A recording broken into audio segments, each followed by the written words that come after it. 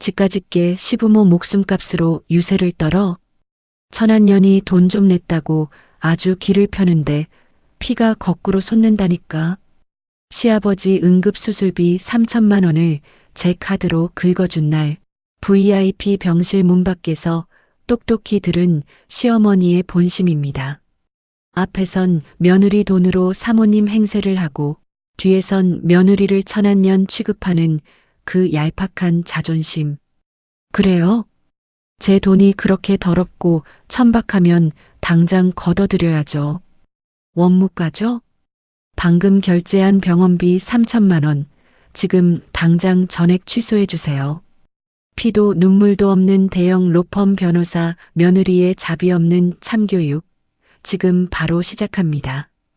오늘도 끝까지 잘 들어주시고 좋아요 버튼 꾹 눌러주세요. 안녕하세요.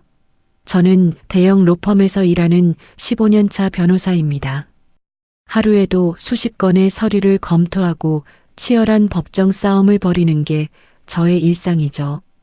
그렇다 보니 매사에 감정보다는 이성이 앞서고 효율을 따지는 성격으로 굳어졌습니다.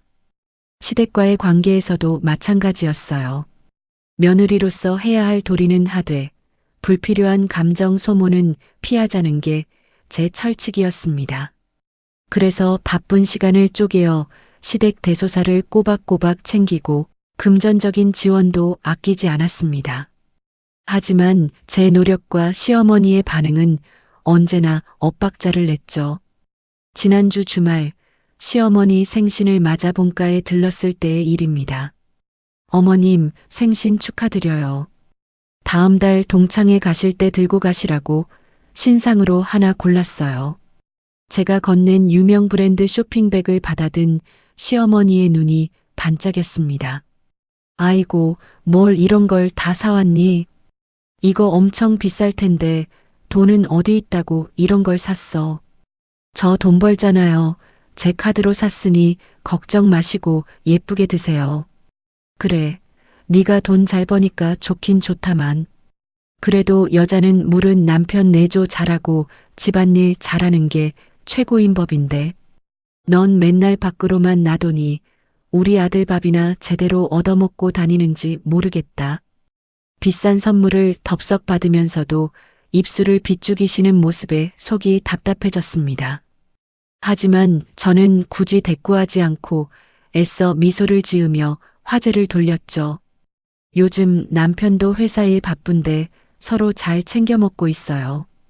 그렇게 뼈있는 대화가 오가고 잠시 후 저는 과일을 깎으러 주방으로 들어갔습니다.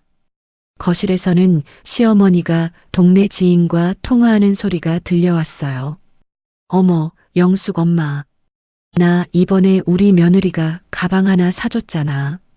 그 로고 크게 박힌 거 있잖아. 그거. 아휴, 말도 마. 우리 며느리는 돈 번답시고 기가 아주 하늘을 찔러. 어디 시어미 앞에서 눈을 똑바로 뜨고 또박또박 대드는지 몰라. 우리 불쌍한 아들은 그 기센 마누라한테 꽉 잡혀서 아주 기죽어서 산다니까. 여자가 밖에서 돈 좀 번다고 집안일은 나 몰라라 해. 내가 아주 속이 터져 죽겠어. 그래도 돈이 좋긴 좋은지 가방 가죽은 참 보들보들하더라. 과일을 깎던 칼이 도마 위에서 멈칫했습니다. 명품 가방은 챙기면서 돈 잘 버는 며느리는 꼴 보기 싫어하는 저 표독스러운 이중성.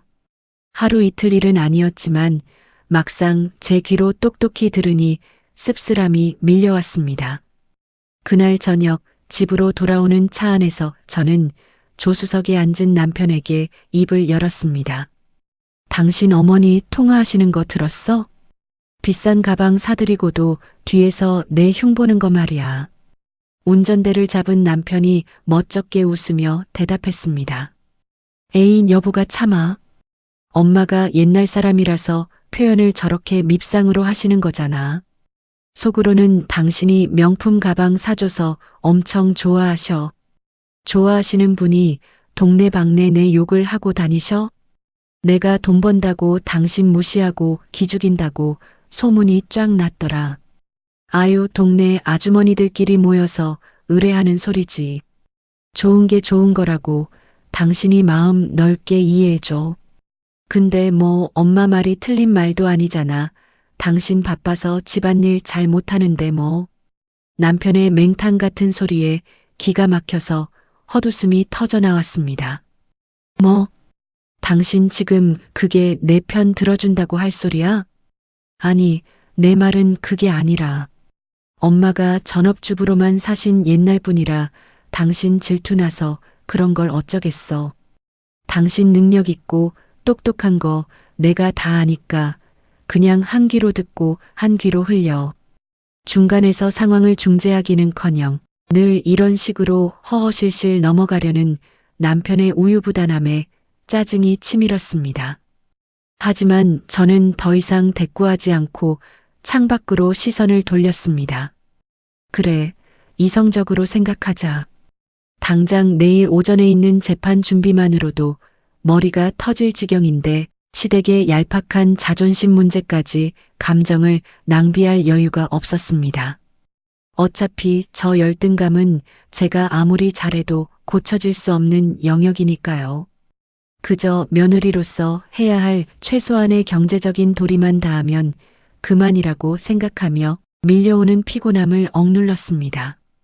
시어머니의 뒤끝 있는 통화 사건이 있고 며칠 지나지 않은 주말이었습니다. 밀린 잠을 자고 있던 일요일 아침 남편의 휴대폰이 미친 듯이 울려댔죠. 전화를 받은 남편의 얼굴이 순식간에 하얗게 질렸습니다. 엄마. 뭐라고? 아버지가 자전거 타시다가 사고가 났다고? 지금 어느 병원이야? 전화를 끊은 남편은 허둥지둥 옷을 꿰입으며 제게 소리쳤습니다. 여보, 빨리 일어나. 아버지가 자전거 타고 내리막길 가시다가 트럭이랑 부딪히셨대. 지금 구급차 타고 대학병원 응급실로 가셨나 봐. 저 역시 놀란 가슴을 쓸어내리며 급히 차키를 챙겨 들었습니다. 응급실에 도착하자마자 마주한 광경은 그야말로 아수라장이었죠. 시아버지는 피투성이가 된 채 의식 없이 누워 계셨고 시어머니는 바닥에 주저앉아 대성통곡을 하고 계셨습니다. 아이고, 영감. 이를 어째. 저 인간 저러다 죽으면 난 어떡하고 살아. 엄마, 정신 좀 차려봐. 아버지 상태가 어떠시대? 남편이 시어머니를 부축하며 묻자 마침 담당 의사가 다가와 심각한 얼굴로 입을 열었습니다. 환자분 보호자 되십니까? 현재 척추와 우측 대퇴부 복합골절입니다. 당장 응급수술에 들어가지 않으면 하반신 마비가 올 수도 있는 위급한 상황입니다. 수술 범위가 워낙 커서 비용이 꽤 많이 들 겁니다. 수술비에 입원비, 앞으로 들어갈 재활 치료비까지 하면 대략 수천만 원은 예상하셔야 합니다. 의사의 입에서 수천만 원이라는 단어가 나오자마자 시어머니의 울음소리가 뚝 끊겼습니다. 수천만 원이요? 아이고, 내 팔자야. 그 많은 돈이 당장 어디 있다고. 평범한 중소기업 과장인 남편은 모아둔 비상금이 턱없이 부족했는지 마른 세수만 연거푸 해대며 안절부절 못했습니다. 여보, 내 마이너스 통장이랑 적금 깰 수 있는 게 얼마나 되지? 당장 돈을 어떻게 구하지? 대출을 알아봐야 하나? 얼굴이 하얗게 질려 발만 동동 구르는 남편과 돈 타령을 하며 넋이 나간 시어머니. 위급한 환자를 앞에 두고 돈 걱정부터 해야 하는 현실이 안타까우면서도 이 상황을 정리할 사람은 저밖에 없다는 판단이 섰습니다. 저는 감정을 가라앉히고 변호사 특유의 냉철한 목소리로 의사에게 말했습니다. 아버님 생명이 최우선이죠. 가장 실력 있는 교수님으로 수술방 바로 잡아주세요. 그리고 입원실은 VIP 1인실로 당장 수속 밟겠습니다. 제 말에 남편과 시어머니의 시선이 동시에 저에게 쏠렸죠. 여보, VIP 1인실은 하루 입원비만 해도 엄청날 텐데. 돈 걱정하지 말고 수술 동의서나 얼른 작성해. 아버님 큰 수술하시는데 북적이는 다인실에서 어떻게 회복을 하시겠어. 저는 곧장 원무과로 향했습니다. 그리고 제 지갑에서 개인 신용카드를 꺼내 원무과 직원에게 내밀었죠. 수술비랑 병원비 선결제, 전액 일시불로 해주세요. 영수증에 찍힌 금액은 무려 3천만 원이 넘었습니다. 결제를 마치고 돌아오자 수술실로 들어가는 시아버지를 보며 시어머니가 가슴을 쓸어내리고 계셨습니다. 시어머니는 제 결제 영수증을 슬쩍 보시더니 안도하는 기색이 역력하면서도 묘하게 얼굴을 굳히셨어요. 방금 전까지 바닥에 주저앉아 엉엉 울던 모습은 온데간데없고 특유의 자존심 상한 표정이 스쳐 지나갔습니다. 큰 돈을 그렇게 막 써버려도 되는 거니? 네가 돈을 잘 버니까 이런 일도 척척 해결하고. 우리 아들은 착하기만 하지 돈 융통할 때도 없어서 쩔쩔매는데 말이다. 아휴, 네가 아주 우리 집안 기둥이네, 기둥이야. 말투는 고맙다고 하는 것 같았지만 며느리가 상황을 진두지휘하며 거액을 긁어버린 것에 대해 단단히 자격지심을 느끼시는 게 뻔히 보였습니다. 며느리 돈으로 남편 목숨을 살리게 되었으면서도 아들 기가 죽을까봐 전전긍긍하시는 그 알량한 허세. 저는 피식 새어나오는 헛웃음을 삼키며 가만히 수술실 문만 응시했습니다. 수술은 다행히 성공적으로 끝났습니다. 시아버지는 마취에서 깨어난 뒤 제가 잡아둔 VIP 1인실로 옮겨지셨죠. 넓은 평수의 보호자 침대, 개인 욕실과 푹신한 소파까지 갖춰진 병실은 웬만한 고급 호텔 부럽지 않았습니다. 수술 당일 응급실에서의 패닉은 어디 가고 시어머니는 금세 그 안락함에 푹 빠지신 듯 했어요. 이틀 뒤 퇴근길에 피곤한 몸을 이끌고 남편과 함께 병문안을 갔을 때였습니다. 아이고, 우리 아들 왔니? 어머, 며느리도 퇴근하고 바로 온 거야? 네, 아버님은 좀 어떠셔요? 진통제 맞고 방금 잠드셨어. 근데 이 병실이 참 좋긴 좋구나. 아까 낮에는 간호사들이 와서 수시로 혈압도 체크해주고 가고 밥도 아주 고급스러운 사기 그릇에 정갈하게 나오지 뭐니. 내가 살다 이런 호사를 다 누려본다. 시어머니는 고급 가죽 소파에 깊숙이 기대어 앉으셨죠. 그리고는 누군가 보낸 과일 바구니에서 비싼 샤인머스켓을 하나씩 따드시며 여유를 부리고 계셨습니다. 시아버지가 누워 계신 환자용 침대보다 시어머니가 차지한 소파 자리가 더 화려해 보일 지경이었습니다. 그때 남편이 머리를 극적이며 눈치 없이 한마디를 덧붙였습니다. 엄마, 이거 다 선이가 결제해서 VIP실로 모신 거 알지? 여보, 당신 진짜 고생했어. 선이한테 고맙다고 제대로 한마디 해, 엄마. 그 순간 샤인머스켓을 씹던 시어머니의 턱이 딱 멈췄습니다. 그리고는 저를 위아래로 훑어보며 콧방귀를 흥 뀌셨죠. 누가 모른대? 돈 잘 버는 며느리 둬서 이 애미가 아주 호강한다고 동네방네 소문 다 냈다. 근데 너는 사내 자식이 왜 그렇게 줏대가 없어? 부부 사이에 내 돈이 어딨어. 며느리가 낸 돈이나 네가 번 돈이나 다 같은 주머니에서 나오는 거지. 어디 나가서 마누라 돈으로 애비 입원시켰다고 떠벌리고 다니지 마라. 남들이 알면 내 아들 무능력하다고 흉볼까봐 내가 아주 조마조마해 죽겠다. 기껏 3천만 원을 일시불로 긁어줬더니 돌아오는 건 아들 기죽이지 말라는 훈계라니요. 어이가 없어서 말문이 막히는 저를 대신해 남편이 변명하듯 나섰습니다. 아, 엄마는 진짜 말을 왜 그렇게 해? 선이가 그 큰 돈을 당장 내줘서 아버지 살린 건데. 여보, 엄마가 고마운데 쑥스러워서 저러시는 거야. 내가 대신 사과할게, 응? 남편의 목소리는 시어머니의 기세에 눌려 개미 기어가는 소리처럼 작아지고 있었습니다. 저는 남편을 향해 싸늘한 눈빛을 보냈습니다. 됐어.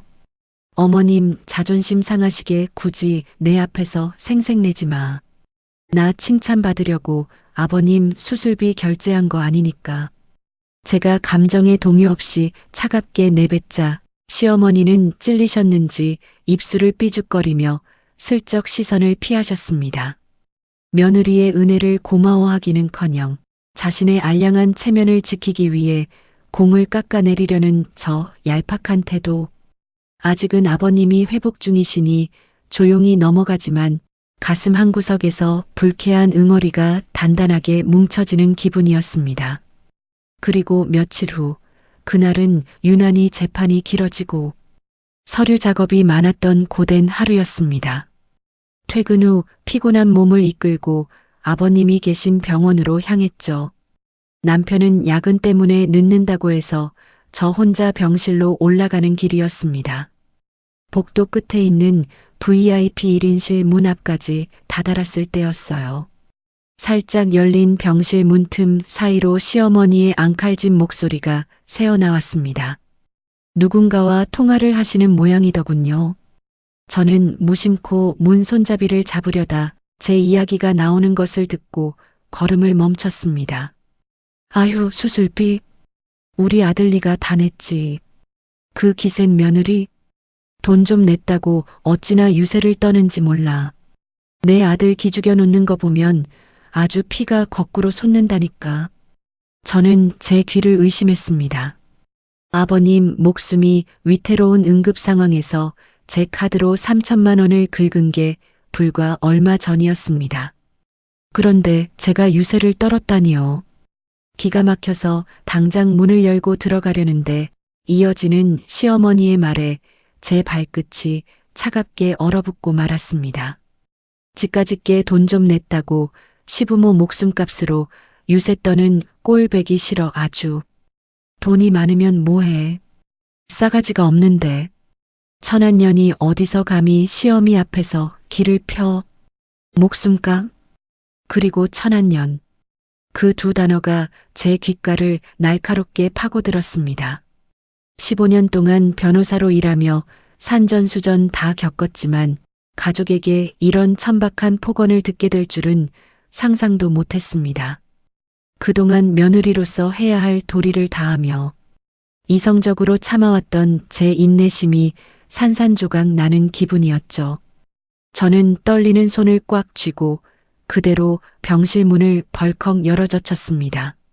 어머, 통화를 하던 시어머니가 화들짝 놀라며 휴대폰을 떨어뜨릴 뻔하셨습니다. 저는 표정을 굳힌 채 시어머니를 똑바로 노려보며 천천히 입을 열었습니다. 어머니, 지금 누구랑 통화하십니까? 시어머니는 당황한 기색이 역력했지만 이내 휴대폰을 끄더니 목을 빳빳하게 세우셨습니다. 왔으면 왔다고 기척을 해야지. 어른 병실에 문을 그렇게 벌컥벌컥 열고 들어오는 법이 어딨니? 방금 통화하신 내용 제가 다 들었습니다. 제가 아버님 목숨값으로 유세를 떠는 천한년이라고요? 제가 차가운 목소리로 묻자 시어머니는 잠시 눈동자를 굴리더니 되레 적반하장으로 턱을 치켜드셨습니다. 왜? 내가 뭐 틀린 말 했니? 네가 돈 좀 번다고 평소에 우리 집안을 얼마나 우습게 알았으면 내가 이러겠어. 매번 무슨 일만 생기면 돈으로 때우려 하고 부모 알기를 개똥으로 알잖아. 내 깎게 돈 좀 냈다고 내 아들 기죽이는 꼴 나 더는 못 본다. 아무리 들켰다지만 일말의 미안함조차 없이 뻔뻔하게 소리를 지르시는 모습에 저는 완전히 이성의 끈을 놓아버렸습니다. 그동안 남편의 체면을 생각해서 혹은 며느리라는 자리 때문에 억눌러왔던 감정들이 차갑게 식어내리는 것을 느꼈죠. 변호사로서 상대방의 논리를 박살내기 직전 제가 짓는 특유의 서늘한 미소가 제 입가에 번졌습니다. 제가 지은 서늘한 미소에 시어머니는 흠칫 놀라면서도 기싸움에서 밀리지 않으려 눈에 힘을 잔뜩 주셨습니다. 뭘 빤히 쳐다봐. 어른이 말씀하시면 듣는 신용이라도 하고 죄송하다고 고개를 숙여야 할 거 아니야. 저는 또박또박 걸어서 시어머니 바로 앞에 섰습니다. 그리고 아주 또박또박 감정을 완전히 덜어낸 건조한 목소리로 말했죠. 아, 제 돈이 그렇게 천박하고 유세 떠는 돈이었군요. 며느리 돈으로 아버님 특실에 모셔놓고 병원 간호사들한테 사모님 소리 들으시면서 뒤에서는 제가 시부모 목숨값으로 유세나 떠는 천한년이라고 동네방네 떠들고 다니셨다니요. 어머니의 그 하늘 높고 고귀하신 자존심에 제가 너무 큰 스크래치를 내서 정말 죄송합니다. 제 차가운 비아냥에 시어머니의 얼굴이 불그락푸르락 달아올랐습니다. 이게 어디서 말대꾸야. 네가 돈 좀 번다고 시어미가 아주 우습게 보이지? 그래, 내 깎게 내는 그 돈 더러워서 안 받는다. 안 받아. 어디서 시어른 앞에서 잘난 척이야. 시어머니의 그 뻔뻔한 고함 소리가 조용한 VIP 병실 안을 쩌렁쩌렁 울렸습니다. 평소 같았으면 남편 얼굴을 봐서라도 제가 여기서 한 발 물러섰겠지만 오늘은 달랐습니다. 네, 알겠습니다. 어머니 말씀대로 그 더럽고 천한 돈 제가 당장 걷어드릴게요. 앞으로는 어머니의 그 고귀하고 깨끗하신 돈으로 직접 아버님 병원비 결제하세요. 저는 그 말을 남기고 미련 없이 몸을 돌려 병실 밖으로 나갔습니다. 뒤에서 시어머니가 저 싸가지 없는 년 보게 하고 소리치는 소리가 들렸지만 제 알 바 아니었죠. 저는 곧장 1층 로비에 있는 원무가로 내려갔습니다. 대형 로펌에서 수백억 대의 소송을 다룰 때보다도 제 발걸음에는 망설임이 1%도 없었어요. 원무가 창구에 다가가 지갑에서 며칠 전 결제했던 제 명의의 신용카드와 영수증을 꺼내 대리석 데스크 위에 올려놓았습니다. 저기요, 박성우 환자 보호자인데요. 며칠 전에 일시불로 선결제했던 수술비랑 입원비, 전액 결제 취소해 주세요. 제 단호한 요구에 모니터를 보던 원무과 직원이 눈을 동그랗게 뜨며 당황했습니다. 네, 환자분 지금 VIP 1인실에 계시고 수술비까지 합쳐서 결제하신 금액이 3천만 원이 넘는데요. 이걸 지금 전부 취소하신다고요? 네, 결제자 본인이니까 당장 취소 진행해 주세요. 직원은 제 얼음장 같은 태도에 어쩔 수 없다는 듯 키보드를 두드리기 시작했죠. 잠시 후 기계에서 영수증이 지지직거리며 길게 뽑혀 나왔습니다. 3천만 원이 넘는 거액의 승인 취소 영수증이 제 손에 완벽하게 들어오는 순간이었습니다. 직원이 심각한 표정으로 제게 주의 사항을 안내했습니다. 보호자님, 이렇게 전액 취소를 하시면 병원 규정상 당장 문제가 생깁니다. 당장 내일 오전까지 병원비가 정산되지 않으면 규정에 따라 VIP실은 방을 빼셔야 합니다. 일반 다인실 병동으로 자리를 옮기셔야 하고요. 무엇보다 수납이 지연되면 당장 내일 오후에 예정된 후속 재활 치료와 검사도 제한될 수밖에 없습니다. 이 부분은 다른 보호자님께도 확실하게 전달이 되어야 하는데요.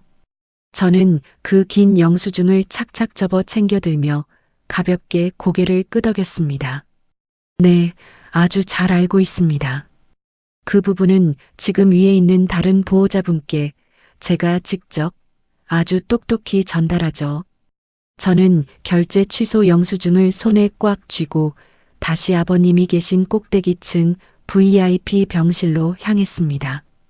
엘리베이터를 타고 올라가는 동안 제 마음은 그 어느 때보다 가볍고 맑았습니다.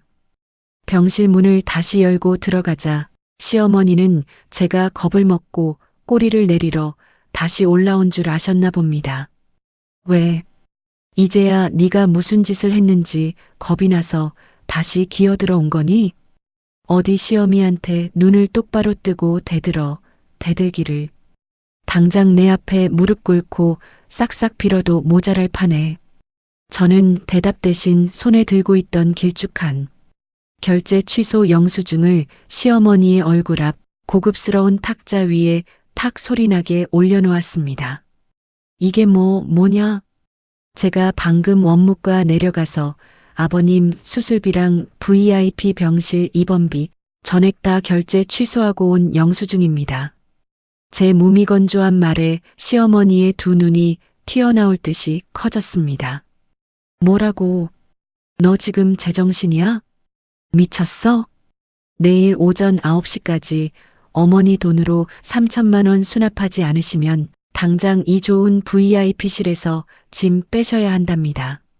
시끄러운 다인실로 쫓겨나는 건 물론이고 아버님 내일 오후 재활치료도 전면 중단된다고 하네요. 어머니 그 알량한 자존심 지키시려다가 아버님 불구가 되시게 생겼네요.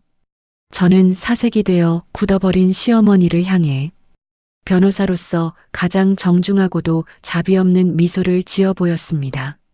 그럼 어머니의 그 깨끗하고 고귀한 돈으로 내일 아침까지 수납 잘 부탁드립니다. 전 내일 아침 재판 준비로 바빠서 이만 가보겠습니다. 아, 참. 병원비 구하시려면 지금부터 밤새 친척분들한테 전화 좀 돌리셔야겠네요.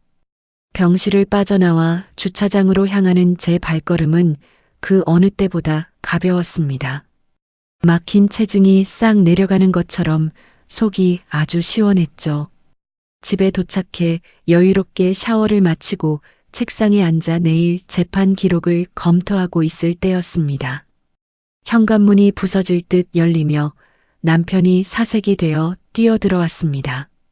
남편의 이마에는 식은땀이 송글송글 맺혀 있었고 넥타이는 비뚤어져 있었죠. 여보, 당신 대체 병원에서 무슨 짓을 한 거야? 엄마가 지금 숨 넘어가게 울면서 나한테 전화를 하셨어. 수술비 3천만 원을 당신이 싹 다 취소해버렸다고? 내일 아침 당장 아버지가 일반 다인실 병동으로 쫓겨나게 생겼다는데 이게 다 무슨 소리야? 저는 읽고 있던 서류에서 시선을 떼지 않은 채 아주 무심하고 건조하게 대답했습니다. 어머님이 본인 불리한 건 쏙 빼놓고 말씀하셨나 보네. 내가 아버님 목숨값으로 유세 떠는 천한년이라길래 그 천한 돈 내 손으로 직접 다 걷어들인 것뿐이야. 남편은 믿을 수 없다는 듯 입을 떡 벌리며 멍한 표정을 지었습니다. 뭐라고? 엄마가 당신한테 천한년이라고 했다고? 설마 당신이 잘못 들은 거 아니야? 아버님 생명 구해주고 그 큰 돈을 내준 며느리한테 어떻게 그런 심한 말을. 내가 미쳤다고 헛것을 들어? 어머님이 친척들이랑 동네 아주머니들한테 전화 돌리면서 내 욕을 아주 찰지게 하시더라. 시부모 알기를 개똥으로 아는 기 센 년이라고 말이야. 그래서 어머님 자존심 지켜드리려고 결제 취소해드렸는데 무슨 문제라도 있어? 남편은 털썩 소리를 내며 소파에 힘없이 주저앉았습니다. 그리고는 양손으로 머리를 감싸쥐고 절망적인 목소리로 말했죠. 아이고, 엄마는 진짜 그 입방정이 문제라니까. 근데 여보, 그렇다고 결제를 다 취소하면 어떻게 해? 엄마가 지금 돈 빌리려고 막내 이모한테 전화해서 싹싹 빌었는데 이모가 콧방귀를 뀌더래. 평소에 돈 많은 며느리 뒀다고 그렇게 자랑을 해놓고 이제 와서 웬 구걸이냐고. 큰아버지는 아예 전화도 안 받으시고 엄마랑 친하다던 동네 모임 아주머니들도 다 핑계 대면서 전화를 끊어버렸다고 하네. 평소에 엄마가 자기 잘났다고 하도 유세를 떨고 다녀서 정작 급할 때 아무도 도움을 안 주는 것 같아. 엄마 지금 혼자 병실 바닥에 주저앉아서 엉엉 우시는데 나 미칠 것 같아. 여보, 내가 대신 무릎 꿇고 사과할 테니까 이번 한 번만 당신이 져주면 안 될까? 내가 대출을 받아서라도 당신한테 돈 갚을게. 응? 가정이 파탄 나기 직전인 이 순간조차 끝까지 어머니의 방패막이를 자처하며 상황을 무마하려는 남편의 모습. 그 우유부단함에 저는 완전히 오만정이 다 떨어졌습니다. 저는 의자에서 일어나 책상 서랍을 열었습니다. 그리고 미리 작성해서 보관해 두었던 하얀 서류 봉투를 꺼내어 남편의 발밑으로 툭 던졌습니다. 이게 뭐야? 떨리는 손으로 서류를 꺼내든 남편의 두 눈이 공포로 물들기 시작했습니다. 이혼 서류야. 내 도장은 이미 찍혀 있으니까 당신도 도장 찍어. 여보. 이혼이라니 갑자기 그게 무슨 소리야? 우리가 이혼을 왜 해? 갑자기가 아니야. 난 오래전부터 준비하고 있었어. 당신이 천성은 착하고 좋은 사람인 건 나도 알아. 하지만 당신 어머니의 그 알량한 자존심 채워주려고 내 돈 갖다 바치고 막말 샌드백 노릇하는 거. 나 이제 더는 안 해. 나한테 당신은 그저 허울 좋은 남편이었지. 한 번도 내 울타리가 되어준 적 없잖아. 이번에도 당신이 중간에서 똑바로 행동 안 하고 어머니 편들면 내일 당장 법원에서 보자. 나 변호사야. 재산 분할부터 우리 승준이 양육권까지 당신 뼛속까지 완벽하게 털어서 길거리에 나앉게 해줄 테니까 각오해. 제 서늘하고 날카로운 경고에 남편은 그제야 사태의 심각성을 뼈저리게 깨달은 듯 했습니다. 이대로 어머니의 투정을 받아주다가는 자신의 가정과 소중한 아들, 그리고 평온했던 인생 전체가 산산조각 날 거라는 현실이 뇌리에 박힌 거죠. 남편의 동공이 지진 난 것처럼 미친 듯이 흔들리더니 이내 창백했던 얼굴이 분노로 붉게 달아올랐습니다. 엄마가 내 인생을 다 망치고 있어. 남편은 그 자리에서 벌떡 일어나 주머니에서 자신의 휴대폰을 꺼내 들었습니다. 그리고는 손을 벌벌 떨며 시어머니에게 전화를 걸었죠. 신호음이 채 2번이 가기도 전에 휴대폰 너머로 시어머니의 앓는 소리가 처량하게 들려왔습니다. 아이고 아들아, 돈은 어떻게 좀 구해봤니? 친척 년놈들이 아주 다 싸가지가 없어서 내 전화를 피한다. 내일 당장 병원비 못 내면 내 애비 병실에서 쫓겨난다는데 어쩌면 좋니? 네가 선희한테 가서 한 번만 살려달라고 빌면 안 되겠니? 남편은 평생 단 한 번도 내본 적 없는 악에 바친 분노에 찬 목소리로 소리를 빽 질렀습니다. 엄마가 기어이 내 가정 다 박살냈어. 선희가 방금 나한테 이혼 서류 들이밀었어. 뭐시? 엄마의 그 알량하고 쓸데없는 자존심 세운다고. 아들 이혼남 만들게 생겼으니 이제 속이 시원해? 나 선희한테 재산 다 뺏기고 당장 알거지로 길거리에 나앉게 생겼다고. 나 진짜 선희랑 이혼하면 평생 엄마 얼굴 안 보고 천륜 끊고 살 거야. 아버지 병원비도 엄마가 알아서 해. 나한테 2번 다시 전화하지 마. 남편은 핏대를 세우며 소리를 지르고는 그대로 전화를 뚝 끊어버렸습니다. 휴대폰 너머로 아들아, 정훈아 하고 절규하던 시어머니의 목소리가 허공에 허무하게 흩어졌죠. 거친 숨을 몰아쉬던 남편은 그대로 바닥에 무너져 내려 어깨를 들썩이며 흐느끼기 시작했습니다. 바닥에 주저앉아 엉엉 우는 남편을 보며 저는 짧은 한숨을 내쉬었습니다.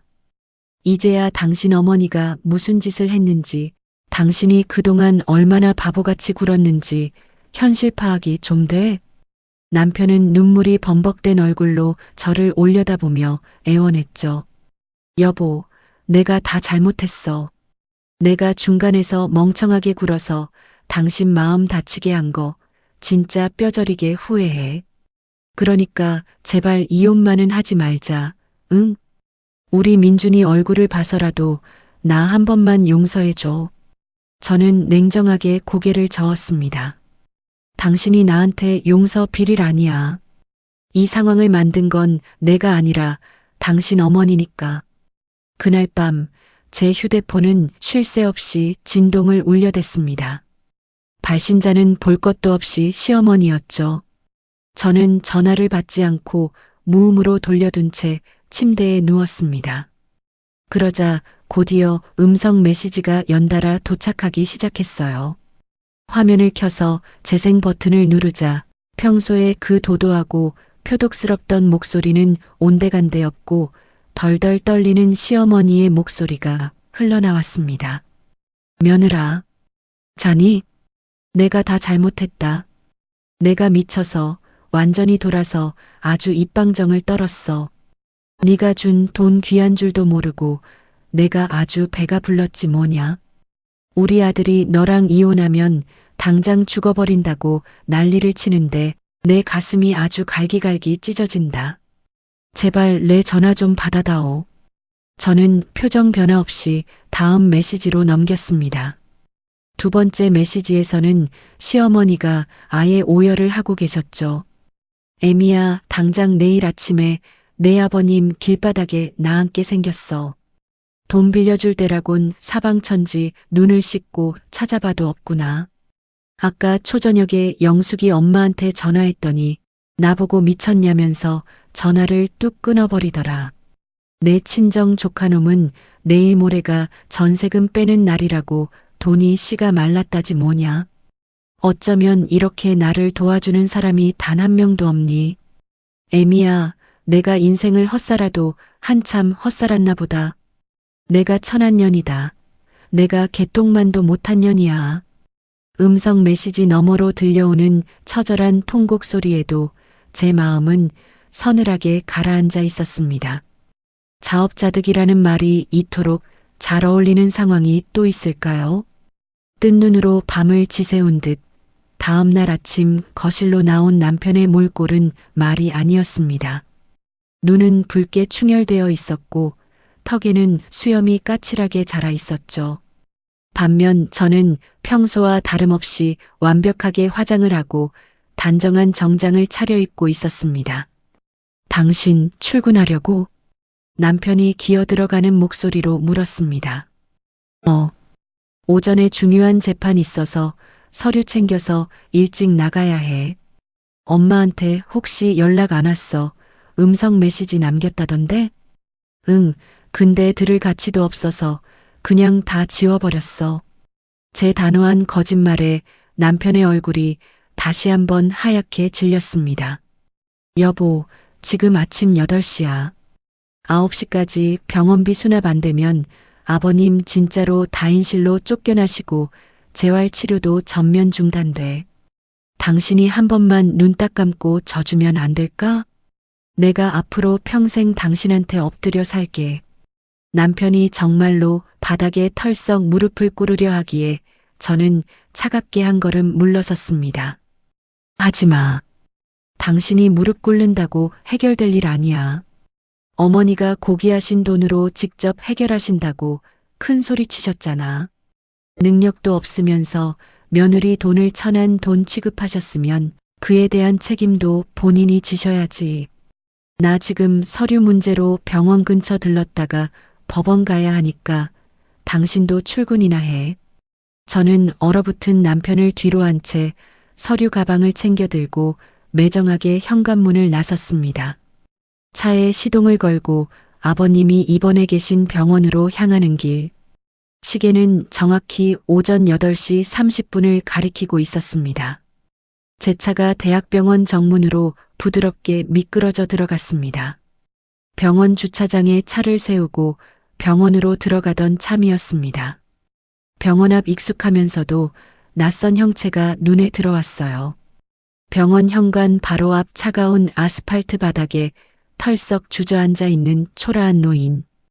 헝클어진 머리에 퉁퉁 부은 눈을 하고 지나가는 사람들의 시선조차 아랑곳하지 않는 사람. 바로 제 시어머니였습니다. 어제까지만 해도 VIP 병실 소파에 앉아 비싼 과일을 드시며 사모님 행세를 하던 분이 맞나 싶을 정도였죠. 저는 무표정한 얼굴로 걸어갔습니다. 구두 굽소리를 내며 현관 쪽으로 다가가는 저를 발견한 시어머니의 두 눈이 번쩍 뜨였습니다. 선이야. 시어머니는 신발이 벗겨지는 것도 모른 채 저를 향해 허둥지둥 달려오셨습니다. 그리고는 제 발 앞에 다다르자마자 한치의 망설임도 없이 차가운 아스팔트 바닥 위로 무릎을 꿇으셨습니다.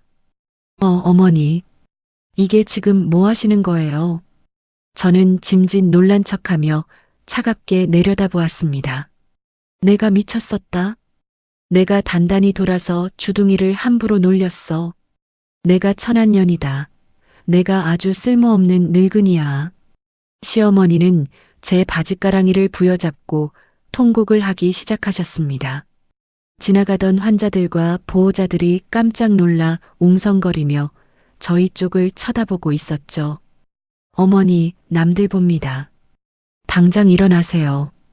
제가 어머니의 그 고귀하신 자존심 지켜드리려고 결제 취소까지 해드렸잖아요. 어머니 돈으로 아버님 병원비 내시면 될 일인데 왜 길바닥에서 이러십니까? 제 비아냥의 시어머니는 아예 바닥에 이마를 찌우며 목 놓아 우셨습니다. 무슨 돈이 있니, 내가. 평생 내 시애비가 벌어다주는 돈만 쓰면서 살았는데 내 수중에 그 큰 돈이 어딨어. 친척들한테 밤새 전화를 돌렸지만 다들 나를 벌레 보듯이 모른 척하더라. 내가 그동안 남들 앞에서 며느리 돈으로 유세 떨면서 얼마나 업보를 쌓았는지 이제야 알았어.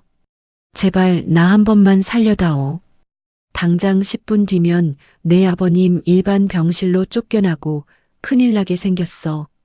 게다가 우리 아들, 내 소중한 아들이 너랑 이혼당하면 당장 한강물에 뛰어든다는데 내가 살아서 뭐 하겠니?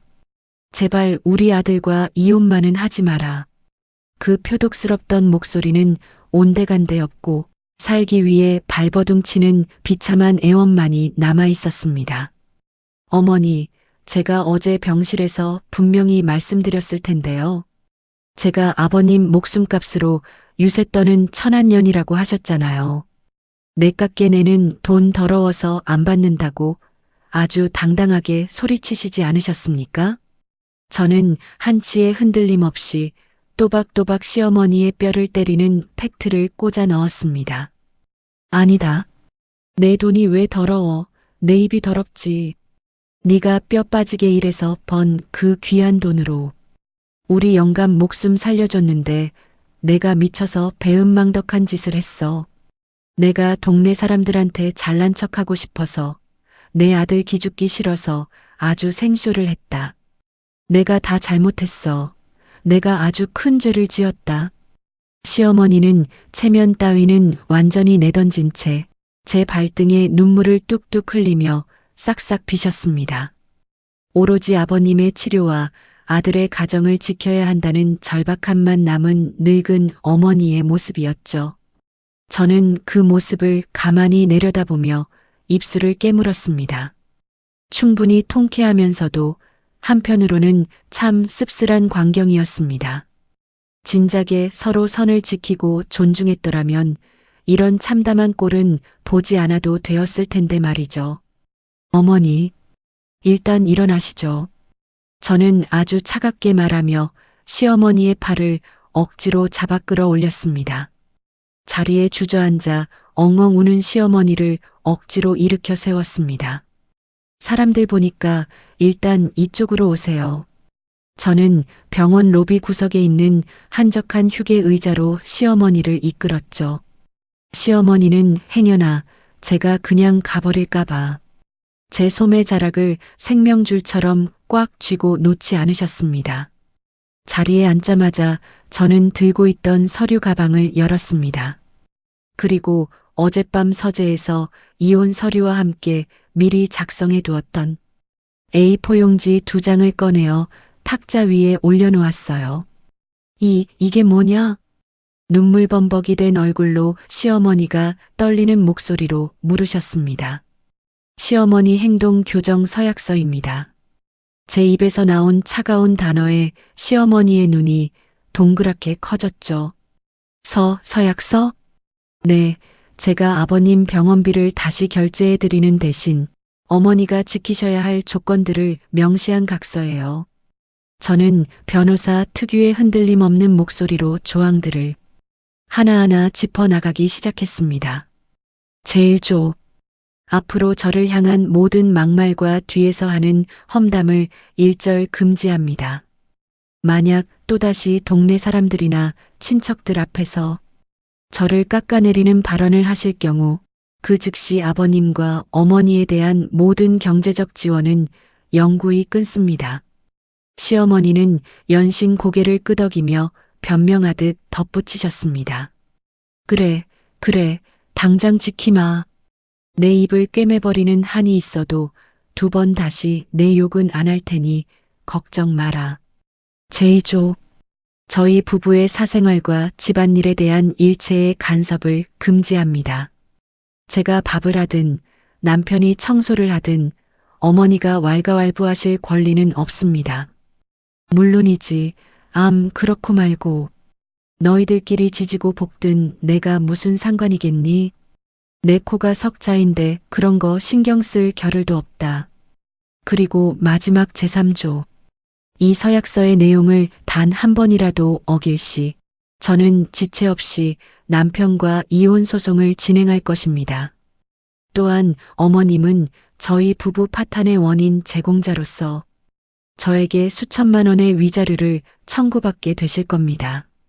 마지막 조항까지 차갑게 읊어준 뒤 저는 가방에서 빨간 인주를 꺼내어 탁자 위에 올려놓았습니다.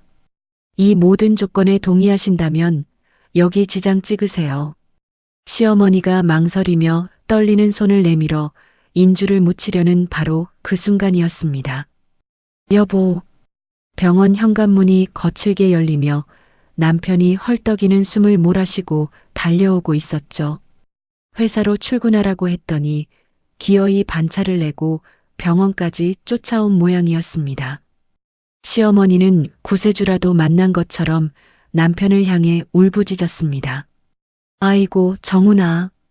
남편은 거친 숨을 고르며 탁자 위에 놓인 서약서의 내용을 쓱 훑어보았어요. 그리고는 시어머니를 향해 단호하고 차가운 목소리로 말했습니다. 엄마, 선이 하라는 대로 해. 뭐라고? 이거 안 찍으면 선이 진짜 나랑 이혼할 사람이야.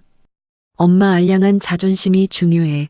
아니면 당장 길거리에 나앉을 아버지 목숨이랑 내 가정이 더 중요해? 시어머니는 믿었던 아들의 매정한 반응에 충격을 받은 듯 입만 뻐끔거리셨습니다. 남편은 저를 향해 몸을 돌리더니 고개를 푹 숙이며 말했습니다. 여보, 나 엄마 설득하러 온 거 아니야. 당신이 하라는 대로 다 따를 테니까 당신 마음대로 해. 난 무조건 당신 편이야. 남편은 다시 시어머니를 향해 무서운 얼굴로 소리쳤습니다. 빨리 지장 안 찍고 뭐해? 정말 내가 엄마랑 인연 끊는 꼴 봐야 정신 차릴 거야? 평생 엄마 앞에서 큰 소리 한 번 못 내던 착한 아들의 불같은 호통. 그 기세에 시어머니는 완전히 기가 꺾이고 말았습니다. 알았다, 지금아. 내가 죽을 죄를 지었어. 다시는 안 그럴 테니 제발 나 좀 살려다오. 시어머니는 덜덜 떨리는 손으로 인주를 푹 찍어 서약서 맨 아래 칸에 지장을 꾹 눌러 찍으셨습니다. 새빨간 지장이 선명하게 찍힌 서약서를 받아든 저는 그제야 굳어있던 표정을 풀었습니다. 완벽한 승리이자 제 인내심에 대한 통쾌한 항복을 받아낸 순간이었습니다. 새빨간 지장이 찍힌 서약서를 가방에 챙겨 넣은 저는 다시 1층 원무가로 향했습니다. 제 뒤를 시어머니와 남편이 죄인처럼 조심조심 따라오고 있었죠. 원무가 창구에 신용카드를 내밀며 저는 어제와 같은 건조한 목소리로 말했습니다. 박성우 환자분, 어제 취소했던 병원비 전액 다시 결제해 주세요. 아, 네. 안 그래도 오전 수납 마감 시간이 다 되어 가서 병실 빼셔야 하나 걱정하고 있었습니다. 영수증에 다시 3천만 원이라는 금액이 찍혀 나오는 순간이었습니다. 시어머니는 그제야 다리에 완전히 힘이 풀렸는지 남편의 팔을 붙잡고 주저앉으며 안도의 한숨을 내쉬셨습니다. 선이야, 정말 고맙다. 내가 이 큰 은혜는 죽을 때까지 잊지 않으마. 저는 뒤도 돌아보지 않고 쿨하게 병원 현관을 빠져나왔습니다. 그리고 서류를 내러 법원으로 향하는 제 차 안에서 조수석에 탄 남편이 제 눈치를 보며 조심스럽게 입을 열었죠. 여보, 정말 고마워. 그리고 어제 오늘 당신 마음고생 심하게 해서 정말 미안해. 앞으로는 무슨 일이 있어도 무조건 당신 편에서 다 막아줄게. 다시는 당신 혼자 외롭게 안 둘게. 말만 번지르르하게 하지 말고 진짜 행동으로 보여줘. 이번이 정말 마지막 기회니까. 남편은 제 단호한 말에 연신 고개를 끄덕이며 굳게 다짐했습니다. 그 사건 이후 저희 집안에는 정말 기적 같은 변화가 찾아왔습니다. 무사히 수술 부위가 아물고 훌륭한 재활 치료를 마친 아버님은 건강하게 퇴원하셨죠. 그리고 시어머니는 완전히 다른 사람이 되셨습니다. 예전처럼 제게 뾰족한 말을 던지거나 저희 부부 사생활에 간섭하는 일은 단 한 번도 없었어요. 오히려 주말에 본가에 찾아가면 제 눈치를 보시며 제가 좋아하는 반찬만 잔뜩 차려놓고 안절부절 못하셨습니다. 선이야, 일하느라 피곤한데 뭐하러 왔니? 아이고, 우리 예쁜 며느리 얼굴이 반쪽이 다 됐네. 내가 과일 예쁘게 깎아줄 테니 너는 저기 소파에 가서 좀 누워 쉬어라. 아니에요, 어머니. 제가 과일 깎을 테니 어머니는 그냥 앉아 계세요. 아니다, 아니다. 네가 얼마나 귀하고 바쁜 몸인데 부엌에 들어와서 손에 물을 묻히니. 어여가서 텔레비전 보고 쉬어. 내가 다 할 테니까. 심지어 동네 아주머니들 모임에서도 시어머니의 레퍼토리가 완전히 바뀌었다고 합니다. 예전에는 돈 번다고 유세 떤다며 제 흉을 보시더니 이제는 입에 침이 마르도록 제 자랑만 하고 다니신대요. 우리 며느리가 글쎄 그 비싼 병원비를 일시불로 딱 긁어주지 뭐니. 돈 잘 벌고 얼굴 예쁘고 마음씨까지 태평양 같은 며느리는 동네방네 다 뒤져봐도 우리 선이밖에 없어. 내가 아주 전생에 나라를 크게 구했지. 그렇고 말고. 동네 아주머니들이 시어머니의 급격한 태도, 변화에 어리둥절해할 정도라고 하니 그 서약서의 효과가 얼마나 대단한지 알 수 있겠죠. 남편 역시 180도 달라졌습니다. 시댁에 갈 때마다 제 옆에 찰싹 붙어서 시어머니가 혹시라도 말실수를 할까봐 철통 방어를 합니다. 엄마, 선이 재판 끝나고 와서 피곤하니까 그만 물어보고 밥이나 먹자. 여보, 물 떠다 줄까? 우유부단하게 허허실실 웃던 착한 아들은 사라지고 이제는 아주 듬직한 제 방패막이가 되어 주었습니다. 저는 요즘 그 어느 때보다 평온하고 행복한 일상을 보내고 있습니다. 가끔은 침대 머리맡 서랍에 고이 모셔둔 시어머니 행동 교정 서약서를 꺼내보며 통쾌한 미소를 짓기도 하죠. 흔히들 가족끼리는 무조건 덮어주고 참아야 한다고들 말합니다. 하지만 저는 이번 엄청난 일을 겪으며 뼈저리게 깨달았어요. 부당한 대우를 무조건 참고 인내하는 것은 결코 진정한 평화를 가져다 주지 않는다는 것을요. 때로는 아주 단호하고 차갑게 이성적으로 내 권리와 존엄을 지켜낼 때 비로소 상대방도 나를 귀하게 여긴다는 사실을 말입니다. 천박한 돈이라며 저를 깎아내리던 시어머니가 길바닥에 무릎을 꿇고 싹싹 빌던 그날의 차가운 아침. 역설적이게도 그 아침이 있었기에 저희 가족은 이제 선을 지키고 서로를 존중하며 진짜 가족이 될 수 있었습니다. 제 통쾌한 참교육 이야기가 지금 이 순간에도 시댁과의 억울한 갈등으로 소갈이 하시는 많은 며느님들께 조금이나마 위로와 용기가 되었기를 바랍니다. 여러분, 억울하게 당하고만 살지 마세요. 며느리의 정당한 권리는 스스로 당당하게 요구하고 쟁취할 때 지켜지는 법이니까요.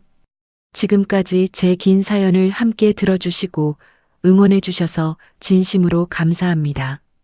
늘 행복하고 건강하세요.